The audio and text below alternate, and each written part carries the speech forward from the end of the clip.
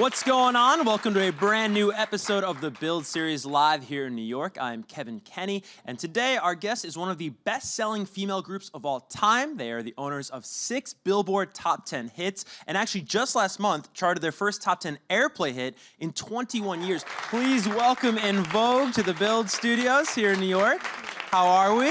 Well, great. Thank you. Glad to be here. That was quite the ovation. We have a lot of big stars. I've never heard an ovation like that long in here. That's pretty cool. Thank you, everybody. Thanks for coming out, guys.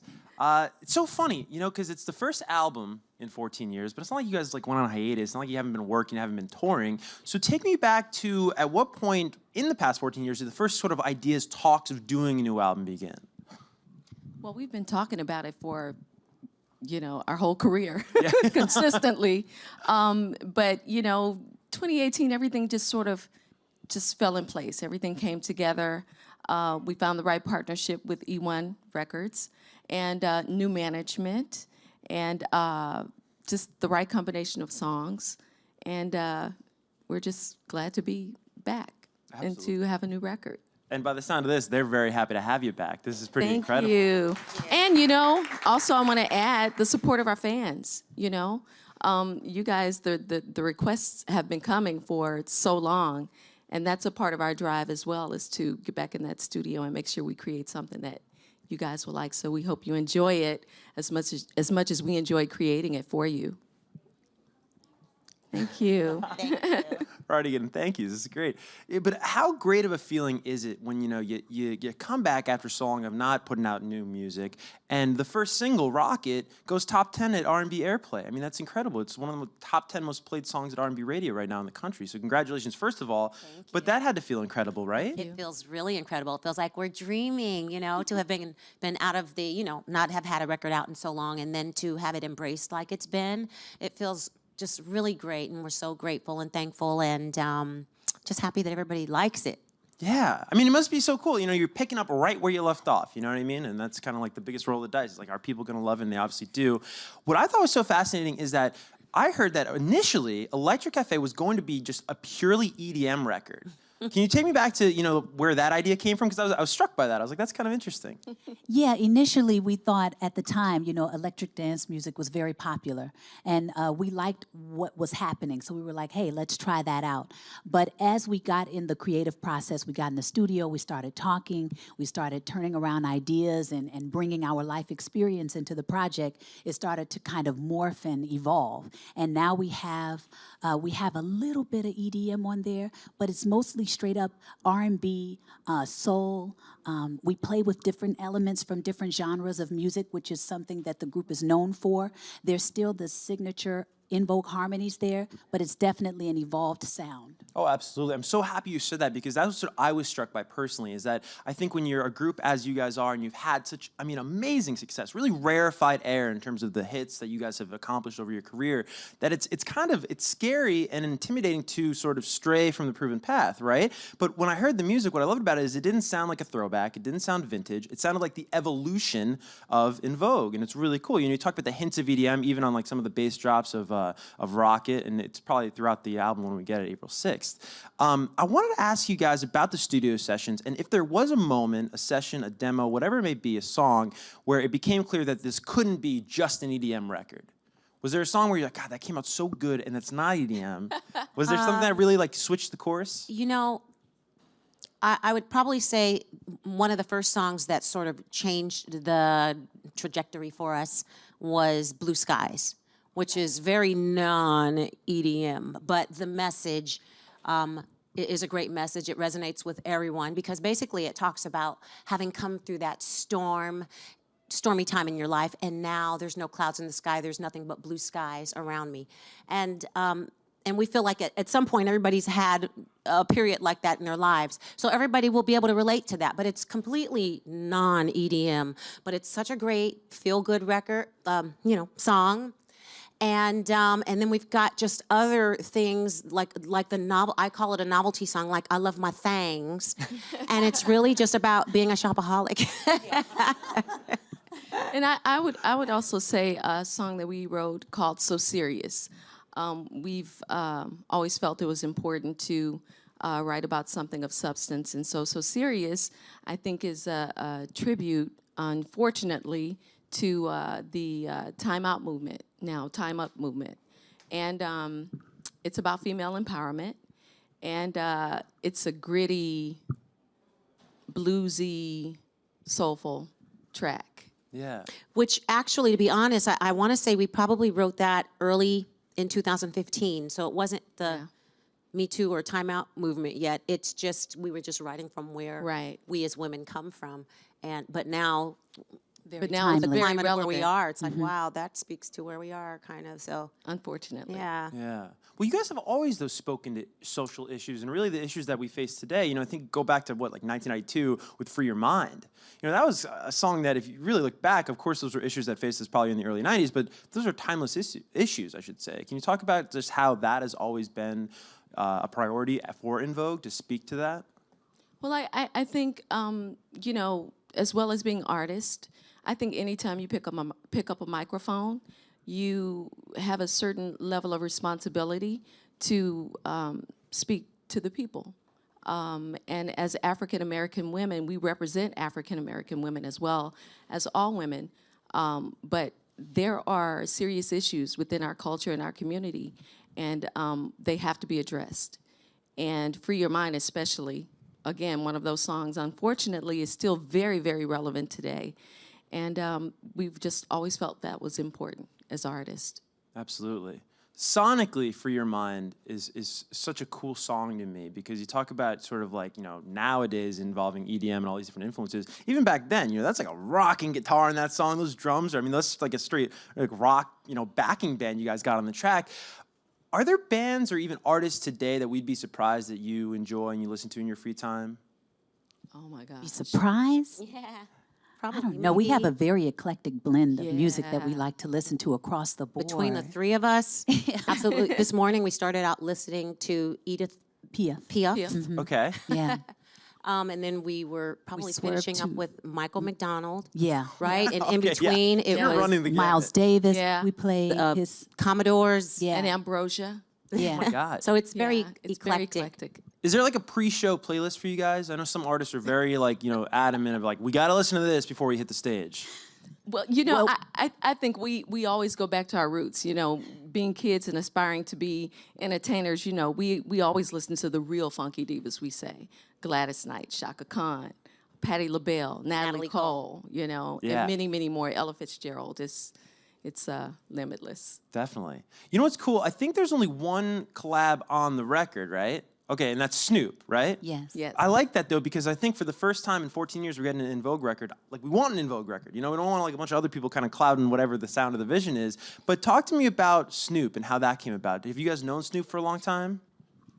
No, we were at Sirius XM Radio doing some interviews, and we happened to be in one of the rooms where they have the glass partition, and he was coming by and he saw us in there, and he came in and started up a conversation, and he talked about his experience of auditioning with the track for Hold On for Dr. Dre. Like, that was his entrance into the game, and he was paying homage to Right, we were the so ladies. blown away. No way.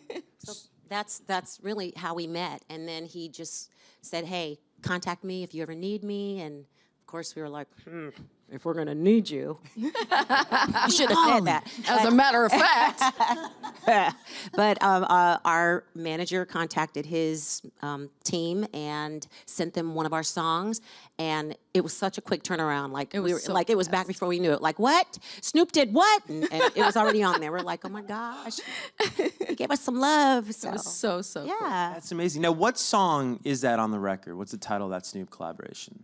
have It's a called seat. Have a Seat. Okay, Have a Seat, right on, so we can Yes. check out that. Is there anybody back in the day, you know, speaking of collaborations, you guys did a great record with Salt and Pepper, What a Man, of course, you sang on that song. Was there any collaboration that, looking back, though, that you wish you could have done, but for whatever reason never really happened? Oh, shucks. That we wish we could have done that didn't happen. There was not one in particular, to be honest. Yeah. There's so many really, great artists. Right. And we would have loved to have had several of those chances. And I will say, we are big fans of El DeBarge. Yes. And That's another Gosh, if we ongoing coulda project going had, on in the dressing room. some collaboration with him would have just been major magical. for us. Yes. He's an incredible songwriter. Yes. Love his melodies and harmonies. And we do pre-show warm-up with him quite often. Yes. Yeah. With his It's- Second Chance album in particular, Yeah. Okay. from 2010, I think. If you don't have it. Yeah, you guys should. Yeah, it Go was ahead and grab a it. great album. Amazing. Amazing. So we've heard Rocket so far. We've talked about how it's off to a great start at radio, and I mean on YouTube, the video is beautiful. How did that song first come about, though? Neo wrote it, right? So is that a matter of you guys going to Neo? Did Neo bring you the track? Like, take us back to the start of Rocket, if you could. Our producer, Denzel Foster, was sourcing tracks for our record. And he was working with one of the producers that co-wrote the song with Neo, Curtis Wilson. He heard the track, and he thought this would be a hit for the girls. And so he presented the track to us and said, you guys should record this. I think it's a hit. And we got in the studio and did it. You know, we trust his opinion. It's one of the guys that created the group. So we said, okay, you feel like it's a hit? Let's go in the studio and record it. So we did. And here we are. That's amazing. And you knew it was a hit like the minute you kind of laid it down? Well, we always hope that. Yeah, right. We like it. Hopefully they like it. When we record music, we always hope it's a hit, you know, Yeah. but you know, you never know. So Well, I want to talk about the video, and I think we can pull it up actually while we talk about it. This is a stunning video. I mean, nowadays I feel like videos aren't what you. they used to be, but this is really almost like an old school, like big production video. So, and you worked with Damien Sandoval on it, right? Yes. So that had to be a big decision, right? This is the first sort of visual impression we're going to get of the new in Vogue. How did you wind up working with Damien? How did you decide to work with him? Well, our manager, I don't know actually how our manager, D.L.O.B. Johnson, found him, but we saw some of his work, and he just was he's a great director, and Brilliant. visually his work was stunning. Yeah. And although the work that we saw didn't look exactly like this, we just from the style of his work, we knew that we could trust him, and we decided to trust him with everything because we were in the La Mirage Desert. We started out before sun up. It was freezing cold, pitch dark, and then by the time the sun came up, it was blazing hot, and there were people like way in the background driving these RVs and stuff, RVs and flying drones and all this little airplanes and Crazy. but he shot us. He picked the scenes and the locations, and then you could see he went in post-production and laid all of the, Just took you to a place. stellar Yeah, truly. background, and the interesting thing for us, on the set, this guy was getting a lot of these shots with a camera set on a drone, and he was just standing there with a remote playing like a kid. Yeah, and I it mean, was he so looked cool. like a kid, like he was having a great time. He was just, having a like, great time. doing all this stuff, and we were like, oh, video making sure has changed since we came to the game. Because like a lot of those shots he got with a drone, it was just zipping around. We were like, oh my goodness. Yeah, and Things I'd have like to changed. add as well, those images didn't read on paper, because all we saw was a treatment. Right. On paper, he wrote it out. But I think for me personally, what got me was I remember talking to our manager, and our manager said, this guy really wants to shoot your video. Like, he really wanted to do it. And to me, that makes a huge difference. Because if someone is showing that much interest and they're that excited about creating something for you, they're going to put their heart and soul in it. And that was a sell for me as well. Yeah. And I he want- did. He did. I wanted to give a big shout out to our glam squad. Yes. Because it's the combination of brilliant minds right. that made that image come to life. I mean, Mila Thomas, our makeup, Michael Mann, our wardrobe, Alexander Armand, our hair. Everybody came together with their best, and that's the product. Oh, it's a beautiful video. Really, really you. stunning Thank you. video.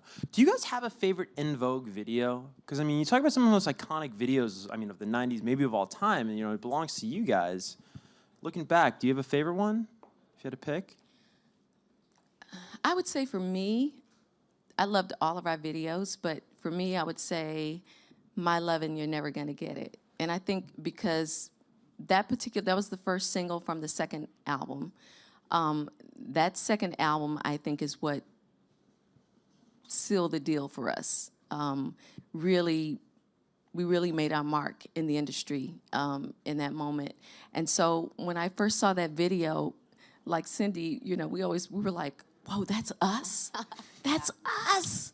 You know, because we worked with Matthew Ralston and, again, our glam squad had come together on that video. And it just, Yeah, I mean, we choreographer looked Frank like, Gatson, and they made us look like we don't look. it was magic. Yeah, yes. What you know about that? So it was cool. And Frank Gatson, our choreographer, it was amazing. That's awesome. Any So other for me, favorites that was looking my back?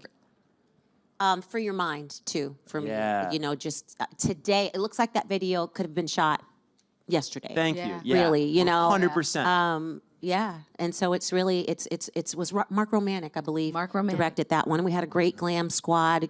Again, Frank Gatson giving us what to do on that runway, and it just the magic came together.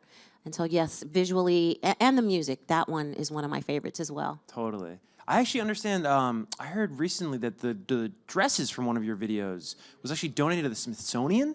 Yes.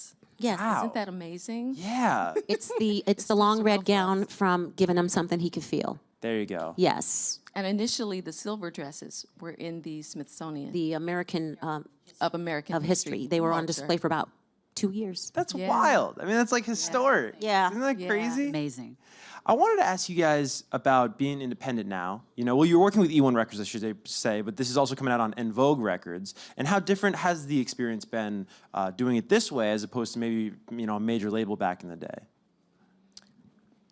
It's completely different. You know, back in the day, the majors were mainly running the game, and there was so much that was out of the hands of the artist because they were funding your project. Now it's much more hands-on because you know, it's on our label. We are having a partnership, but also we have at our advantage social media and just the internet. So the way that music is marketed today is completely different, you know, from how it used to be. And so we have so much more at our fingertips.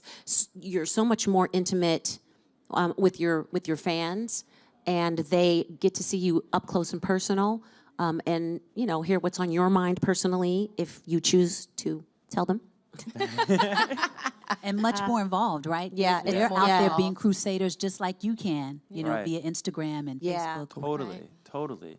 What would make Electric Cafe, and the answer might be different for everybody, so please feel free. What would make Electric Cafe a success to you personally? Really, just if people love it, if people walk away and go, I love this album. Oh my gosh, it speaks to so many different areas of my life. I can dance to it. I can clean my house to it. You know, just so many things. Just really, just that it's a good product and that they like it. Awesome. To me, that's agree. success. Yeah, end of the day. Yeah, Definitely. ditto. Yeah. I mean, I'm glad that we birthed it. Yeah, right? That's a success That in in and of itself, itself, to be right? honest with Yes. you. The rest is just enjoying the journey. Yeah. Absolutely. You guys were recently doing an interview with Billboard, and it was a great article I was reading about, and you were talking about this bracelet. Do you know where I'm going with this? And there was a saying on the bracelet, and it said, she said she wanted to, so And she she did. did. Yeah. And you were kind of saying Yeah. how that really encapsulates what In Vogue is all about. Can you kind of explain that? I thought that was a really cool sentiment. Yeah, it was on a bracelet that a buddy of mine gave me, and we just thought that it encapsulated what it's about. You know, you claim something, you see it for yourself, and then you take action on it, and then it becomes a thing. And that's pretty much what's happened. Yeah. over And the that's years. success. Yes, That is there you success. go. That's success. Definitely. Now, you guys have a busy 2018 ahead, in addition to this record coming out in April. What, Monday, is it? You're headed to Europe? Yes, Sunday. Are. That's crazy. Yes. Yeah. So you got a European tour coming up. What can you tell us about that? Well, we're really excited. We are embarking on a European tour. The first date is April 2nd. We start in Dublin, Ireland. Nice. And we're actually going back because we were just there last year. Exactly a year ago. Yeah. For a month. Yeah. And we're going to be doing some of our new songs and a lot of our hits. And it's going to be really exciting. The European market, the audience is unfreaking believable. They're so excited. And they have a level of respect for R&B music that is just different from the United States. but it's really exciting. The whole, I mean, from the time we hit the stage until we leave, they're still partying. Yeah. Yeah. Yeah. They must appreciate it just a little bit more, right? Because we get it so much here. I think so. Yeah. Possibly that's it. Yeah. Totally. Another really cool thing you guys are doing at the end of April, I think into May, is this cruise. Yes. It's, SWV is going to be there. Tamar Braxton's Yep. going to be there. Chris Yes. Brown's going to be there. Yep. Have you guys ever done like a cruise? I've always wanted to go on one of these things, you know, where they have all these amazing acts on a cruise. Have you guys ever performed on a cruise like this before? We have. Yeah, Okay. we have. What is it like? It's going to be the Tom Joyner cruise. Okay. So we've been invited back to perform Oh, for that. amazing. It's, I mean, you know, for everybody on that ship, it's really just a 24-hour Big old vacation. family reunion party. Like, some people don't sleep. We sleep Yeah. because, you know, we have, Not us. you know, we don't get to do that. But it's just like it's just a nonstop party. Lots That's of awesome. games, lots of food, and I mean, And amazing music. Yeah. music, Yeah. partying. So Absolutely. And for us, it's exciting because we get to see some of the other artists that we admire. Yeah. And that must be cool. Yeah, it's really cool. Totally. Well, we have these amazing fans here live in the studio with us, and I'd love to get some questions before we get out of here today. Where's the first question going to come from? Hey, ladies, you girls look amazing. Hi, thank And you you. sound amazing as well. Thank you. I look forward to hearing the album. So what was the most intimidating thing about creating this album, would you say, after it's like you're doing something that no one else really has done before? Wow. You know, we didn't feel any intimidation. You know, I think when you allow yourself to be in the creative flow, there's no worry there. We just knew what we wanted to do was to be able to freely create without anyone interfering in our creative process and do the music that we love to do and not have someone dictate that. And that's what we did. Great question, man. Thank you. Thank you. We have time for a couple Thanks for more. coming.